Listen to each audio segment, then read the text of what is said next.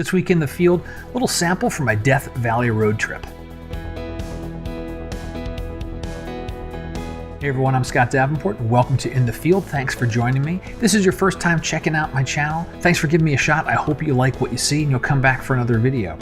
So today's footage is from a very recent road trip I took out to Death Valley. It was really last in a series of scouting trips for an upcoming workshop that I've got in about 5 weeks or so from now. So I'm getting really excited to get back out to Death Valley with my fellow photographers and have a few days of fun out in the desert.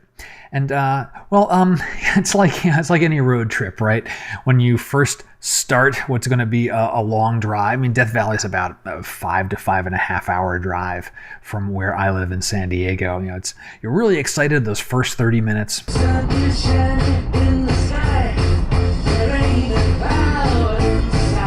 Now, once the length of the drive sets in, the adrenaline wears off.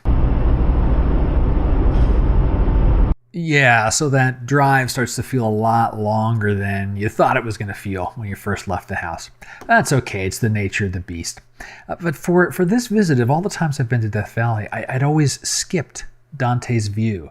And I guess in my head it's an overview, and I've been to overviews. The vista shots are kind of challenging, and I just kept skipping it. It's like, well, I really want to go there because I think this is, for people that have never been to Death Valley, it's one of the places that you go.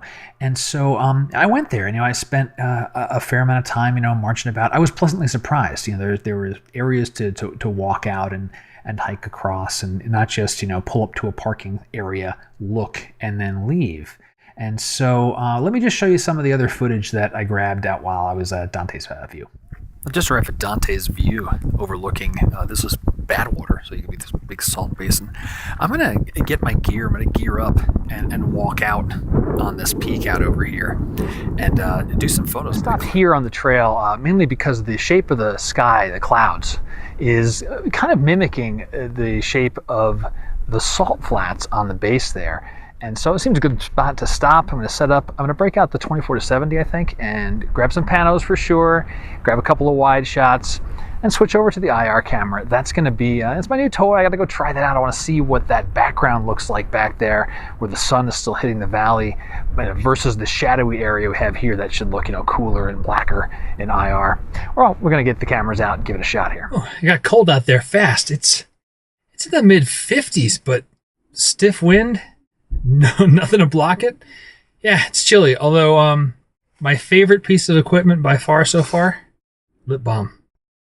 You might be laughing, but I'm telling you, this is going to be the difference between a good rest of the day and a lousy rest of the day. Now, of course, I would love to get back there with better light. I think this would be a very good sunset location given a good sky. Had a pretty good sky while I was there, and I got one photo that I'll show here that I like. There's a lot going on, and because there was some good cloud cover, the color palettes in the hills and in the mountains, they're all there. It could be even better at sunset. Imagine that sky being on fire and just really, really captivating the eye. So I think the tip of the week is don't discount the touristy vista overlook. You might be pleasantly surprised. I know I was with Dantes View, and I'm got my fingers crossed that we're going to get some good conditions for my group and workshop in a few weeks, where we'll be able to take even more advantage of this particular location. That'll do it for this week's In the Field. Hope you've enjoyed it, and if you did, please let me know somehow. Comments on the video, questions. Love getting photo questions. If you got a question on your mind about photography, hit me up. I can usually turn an answer around in a couple of days. And I might use your question as ideas and fuel for the next set of videos. Any type of, +1 shares, likes, thumbs up, whatever platform you're viewing this on, if you can click the button that lets me know you're getting some type of value out of this, it's always encouraging. Lets me, fill that coffee mug back up and come back and sit down at the desk and make a few more videos. Well, until next time, my name's Scott Davenport, and happy shooting.